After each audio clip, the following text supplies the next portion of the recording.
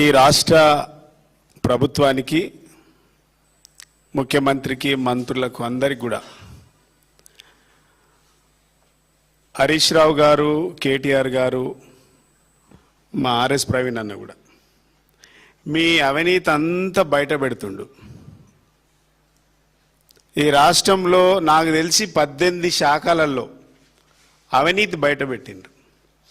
అవినీతి బయట పెడుతున్నందుకు మా కేటీఆర్ గారి పైన, మా హరీష్ రావు గారి పైన, మీ గురుకులాల్లో 2000 కోట్ల కుంభకోణం జరిగిందన్న మా ప్రవీణ్ అన్న మీద మీరు రకరకాల ఆరోపణలు చేస్తుండ్రు.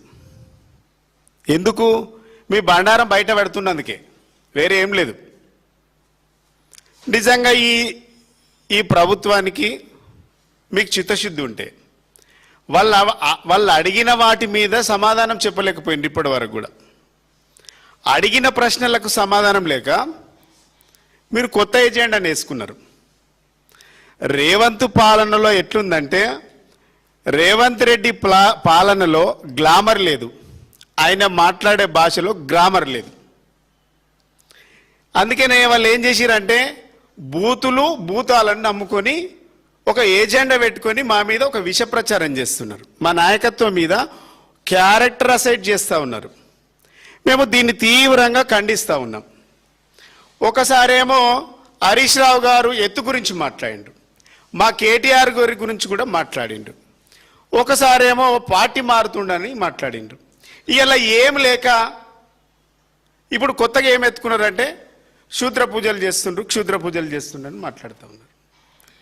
నేను ఏమడుతున్నా, క్షుద్ర పూజలకు తేడా తెలివని శూద్రుడు ఓ దయాకర, నువ్వెట్లా శూద్రుడివిరా అంటున్నా నేను. నువ్వే మనిషి అసలు? ఉద్యమంలో, తెలంగాణ ఉద్యమంలో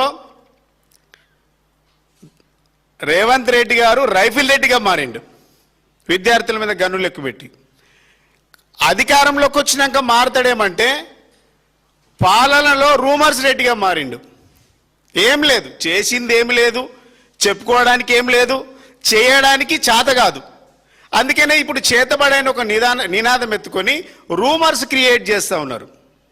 కాంగ్రెస్ ప్రభుత్వము మొత్తం, కాంగ్రెస్ పార్టీ భూతాలు ఏజెండా పెట్టుకొని, ఏజెండా తయారు చేసుకొని ఇలా మీరు ఒక విష ప్రచారం చేస్తున్నారు. కాంగ్రెస్ పార్టీకి, ప్రభుత్వంలో ఉన్నటువంటి పెద్దలకు నిజంగా మీ మైండ్ దొబ్బింది. అధికారంలో ఉన్నోడు ఎవ్వడు కూడా బాధ్యతాయుతంగా మాట్లాడాలి.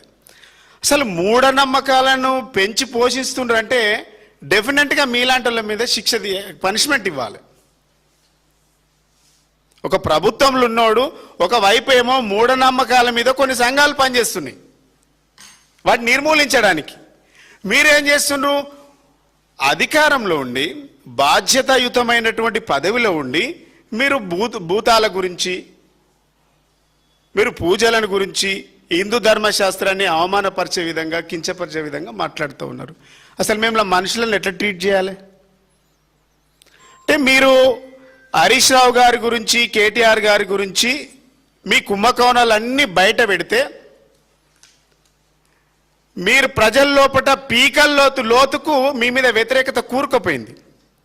వాటిని బయటపడడానికి మీరు రకరకాల ప్రయత్నాలు చేస్తూ మా ఆత్మస్థైర్యాన్ని, మా నాయకుల ఆత్మస్థైర్యాన్ని దెబ్బతీయడానికి అనేక కుట్రలు చేస్తున్నారు. బిడ్డ, మేము ఏమంటున్నాం? మీ కుట్రలకు, మీ కుతంత్రాలకు మేము భయపడం. మీరు మా ఆత్మస్థైర్యాన్ని మమ్మల్ని వ్యక్తిగతంగా దూషించి మా క్యారెక్టర్ అసైడ్ చేస్తే మేమేమో తక్కువైతాం అనుకుంటుండ్రు. ఇది ప్రజలకు తెలుసు. హరీష్ రావు గారేమో హార్డ్ వర్క్ నమ్ముకున్నాడు, ప్రజలను నమ్ముకున్నాడు, శ్రమను నమ్ముకున్నాడు. రేవంత్ రెడ్డి గారేమో షార్ట్ కట్ నమ్ముకున్నాడు. ఎట్లా గోతులు కొయ్యాలి, ఎట్లా వాతలు పెట్టాలి, ఎట్లా నిందలు వేయాలి, ఎవరికి బురద రుద్దాలి, ఎవరికి బురద వేయాలి, ఇది మాకు తెలియదు, మా నాయకులకు తెలియదు. మేము స్ట్రేట్ ఫైట్ చేస్తున్నాం, స్ట్రీట్ ఫైట్ చేస్తున్నాం. మేము చిల్లర ఫైట్ చేయట్లేదు కాంగ్రెస్ వాళ్ళు లెక్క. చిల్లరగాళ్ళు ఇలా మీరు మాట్లాడే బూతులన్నీ చిల్లరగాళ్ళు మాట్లాడేటువంటి మాట్లాడు అందరు వింటుండ్రు, రాష్ట్రంలో అందరూ కూడా వింటుండ్రు. మాకు దేవుళ్ళన్నా భక్తి అన్నా పూజలన్నా నమ్మకం ఉంది, విశ్వాసం ఉంది. కానీ మీరు ఏం చేస్తుండ్రు? ఇలా ప్రజలను కించపరిచే విధంగా, దేవుళ్ళని కించపరిచే విధంగా ఇలా మీరు మాట్లాడుతున్నటువంటి మాటలు ప్రజలు వింటా ఉన్నారు. మేము అడుగుతున్నాం ఈ వేదిక నుంచి, ముఖ్యమంత్రి ఏమో ముఠా నాయకుడిగా, మంత్రులేమో దండుపల్లెం బ్యాచులుగా, ఈ పార్టీలో ఉన్నటువంటి నాయకులంతా వసూలు రాజాలు. ఇలా ఇందిరమ్మ పేరు చెప్పి అందిన కాడికి దోసుకున్నటువంటి ఇందిరమ్మ ఇండ్ల దొంగలు, భూమాత పేరు చెప్పి పేదల భూముల గుంజుకుంటున్న కంత్రిగాళ్ళు, స్కీముల పేరుట గరీబోళ్ళ దగ్గర చిల్లర అరుక్కుంటున్నటువంటి చిల్లరగాళ్ళు, ఉద్యోగుల ట్రాన్స్ఫర్ల పేరుతో పర్సెంటేజీలు తీసుకుంటున్నటువంటి బ్రోకర్ గాళ్ళు, మంత్రుల ఛాంబర్ల చుట్టూ తిరుగుతూ పైరవీలు చేస్తూ బతికే బ్రోకర్ గాళ్ళు ఇలా మా గురించి మాట్లాడుతున్నారు. మీ బతుకుదేలేదా?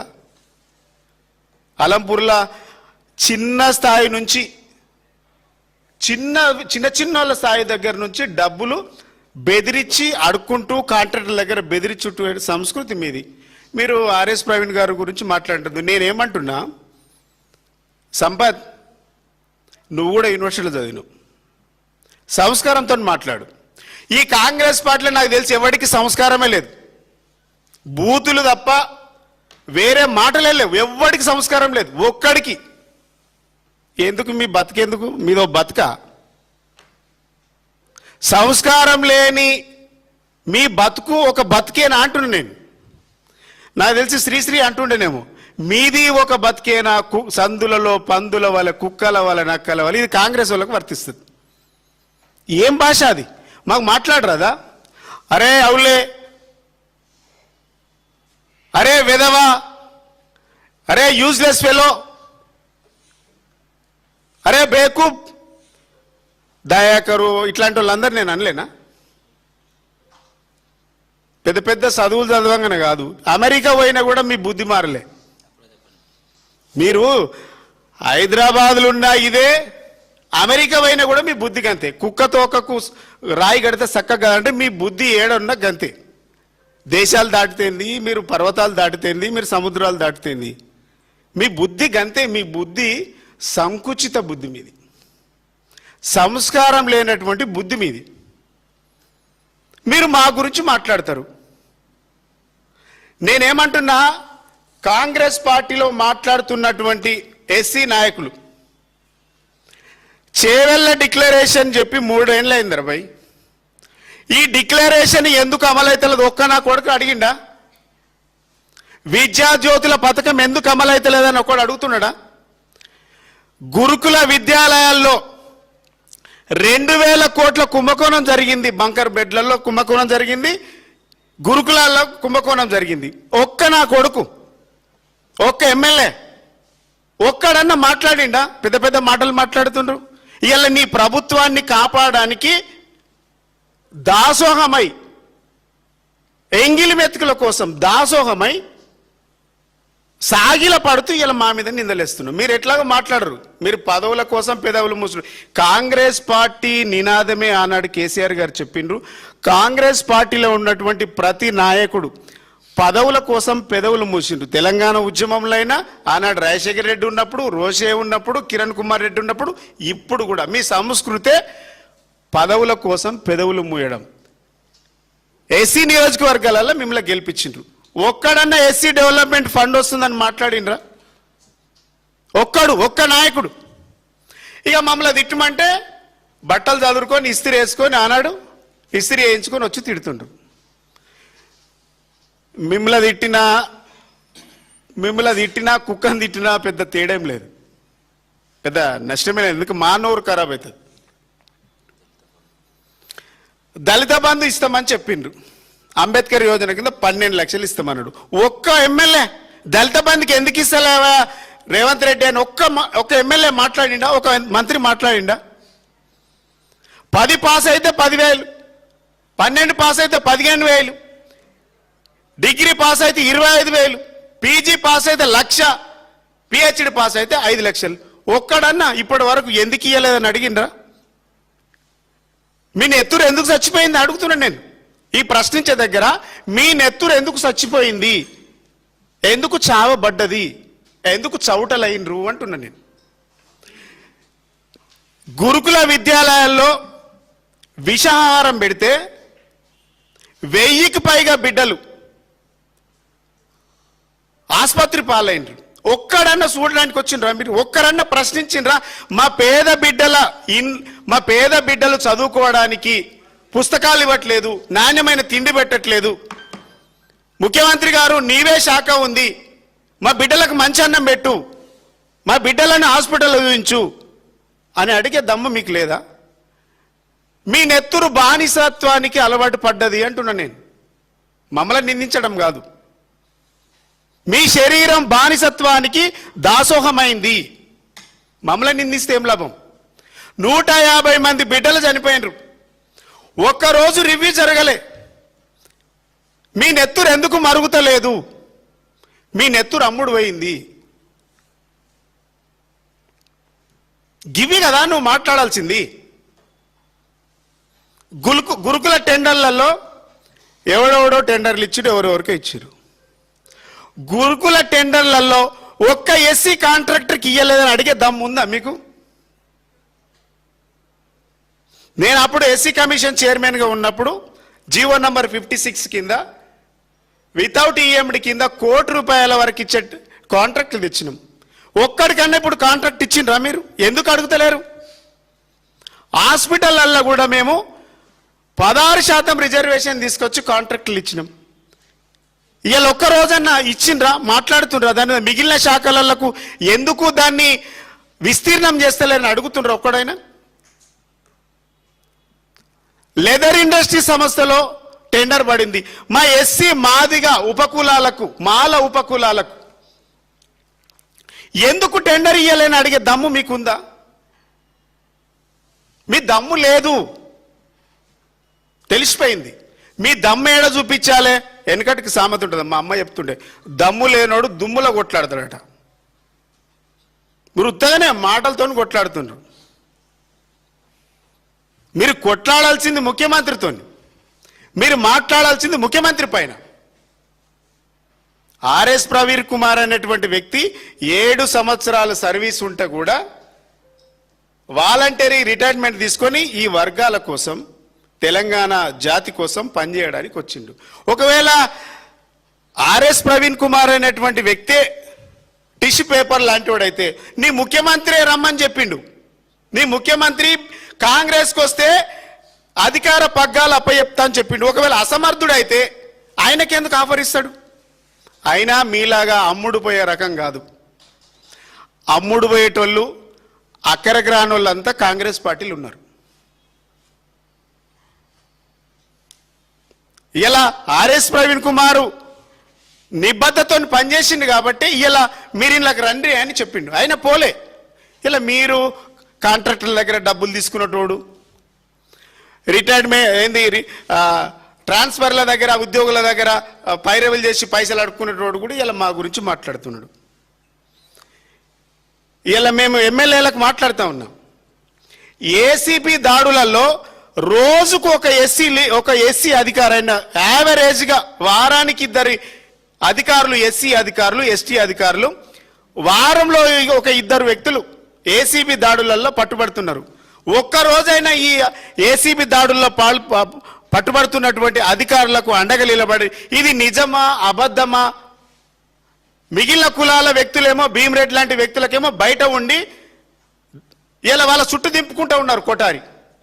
ఒక ఎస్టీలో ఉన్నటువంటి బీసీల ఏసీబీ దాడుల్లో పట్టుబడినటువంటి అధికారులకేమో జైలు పాలు చేస్తున్నారు. ఒక్క రోజన్న మాట్లాడినరా మీ కాంగ్రెస్ పార్టీ నాయకులు? మీరు మాట్లాడరు అందులో. మీరు మాట్లాడాల్సింది, కొట్లాడాల్సింది ముఖ్యమంత్రి పైన. కోదాడ దగ్గర కర్ల రాజేష్ అనేటువంటి దళిత బిడ్డను పోలీస్ స్టేషన్లో లాకప్ డెత్ అయితే ఒక్క ఎమ్మెల్యే మాట్లాడలే, ఒక్క కాంగ్రెస్ పార్టీ లీడర్ మాట్లాడలే. ఇలా మా మీదేమో గల్లలు ఎగిరేసుకొని, కడకిస్తిరి బట్టలు వేసుకొని మాట్లాడుతుండ్రు. మా మీద కాదు బిడ్డ మాట్లాడాల్సింది. మీకు అధికారం అప్పచెప్పిండ్రు. అధికారం అప్పచెప్పినటువంటి ప్రజలకు సంజాయిషి ఇవ్వండి. ప్రజలకు మాట్లాడండి. ప్రజల కోసం మీరు స్కీములు పెట్టిండ్రు, దాంట్లో స్కాములు చేస్తుండ్రు. మేము మా నాయకత్వం అంతా కూడా బయటకు తీస్తుండ్రు. దాన్ని జీర్ణించుకోలేక ఇలా మా మీద నిందలు వేస్తుండ్రు. మీరు వేసే నిందలన్నీ మీరే బొందలకైతారు. మా ఆత్మస్థైర్యంతో ఎప్పుడు కోల్పోం మేము. మీరు ఆత్మస్థైర్యం దెబ్బతీసి ఎట్లానే చేసి వీళ్ళు మాట్లాడకుండా చేయాలి గిడికే కథమవుతారని మీరు అనుకుంటుండ్రేమో. అంటే మీ స్ట్రాటజీ అది. ముఖ్యమంత్రి గారు స్టార్ట్, ఎందుకంటే ఏం పని చేయరు. మళ్ళీ రాసిస్తా, 30 నెలల్లో మీరేం పని చేయలే, ఇంకా 20 నెలల్లో కూడా మీరేం పని చేయరు, ఇంకా 2 సంవత్సరాలలో కూడా మీరు ఏం పని చేయరు. గివ్వే చెప్పిన అబద్ధాలే చెప్పి, అబద్ధాలనే మళ్ళీ మళ్ళీ చెప్పి, చెప్పిన అబద్ధమే మళ్ళీ మళ్ళీ చెప్పుకుంటా ఈ 2 సంవత్సరాలు ఎలా తీస్తారు తప్ప మీతోని తెలంగాణ ప్రజానికి ఏం లాభం లేదు. ఒక పక్క ఆంధ్ర ముఖ్యమంత్రి నీళ్లను దోసుకుపోతుండు, నీ ప్రాజెక్టులను రద్దు చేయమని చెప్తుండు. మీకు దమ్ముంటే, మీలో తెలంగాణ రక్తం పౌరుషం మీలో ఉంటే ముఖ్యమంత్రి మీద తిరగబడండి. మన నీళ్లను దోసుకుపోతుండ్రు. 60 సంవత్సరాల తెలంగాణ కొట్లాట నీళ్ల కోసం, నిధుల కోసం, ఉద్యోగాల కోసం జరిగింది. వాటి గురించి మాట్లాడండి. పేద బిడ్డలకు చక్కగా అన్నం పెడతలేరు. ఇప్పటి వరకు పుస్తకాలు లేవు, నోట్బుక్లు లేవు, ప్లేట్లు లేవు, రగ్గులు లేవు, షూలు లేవు. వాళ్ళకు వైఫై కనెక్షన్ కూడా సదుపాయం లేదు. వాటి గురించి మాట్లాడండి. గురుకులాలలో చదువుకున్నటువంటి బిడ్డల సదుపాయాల గురించి మాట్లాడండి. దళిత బంధు ఏమైందని మాట్లాడండి. స్కాలర్షిప్లు ఎందుకు ఆగిపోయినాయని మాట్లాడండి. ఫీజు రియంబర్స్మెంట్ ఎందుకు ఇస్తలేరని మాట్లాడండి. చాలా బాగుంటుంది. మీరు ఇంకా ఈ బూతులు, ఈ భూతాల గురించి మాట్లాడితే బిడ్డ సమాధానం వేరేలా ఉంటుంది. ఇది షాంపిల్. మేము కూడా తెలంగాణలో పుట్టినాం. ఎవడికి ఎట్లా సమాధానం చెప్పాలో తెలుసు. మీరంతా సోకాల్ లీడర్. ఎవడికి మీరు మాట్లాడే వాళ్ళంతా ఎవడు తెలంగాణ ఉద్యమంలో లేరు. సాటుకు వచ్చి కాళ్ళేళ్ళ పడి ఇలా మీరు పదవులు తెచ్చుకున్న వాళ్ళు. ఆ పదవులు కాపాడుకోవడానికి వాళ్ళ బూట్లు నాక్కుంటా ఇష్టం వచ్చినటువంటి భాష మాట్లాడుతూ ఉన్నారు. మీ భాషకు మీ తిరిగనే సమాధానం చెప్పే సత్తా మా దగ్గర ఉంది. సంస్కారంతో మాట్లాడుతున్నాం కాబట్టి ఇప్పటికైనా సంపత్ అయినా, దయాకర్ అయినా, ఇంకెవడైనా ఒళ్ళు దగ్గర పెట్టుకొని సంస్కారంతో సర్కారు నడపండి. లేదంటే మీకు ఎట్లా బుద్ధి చెప్పాలనో మాకు తెలుసు. Thank you.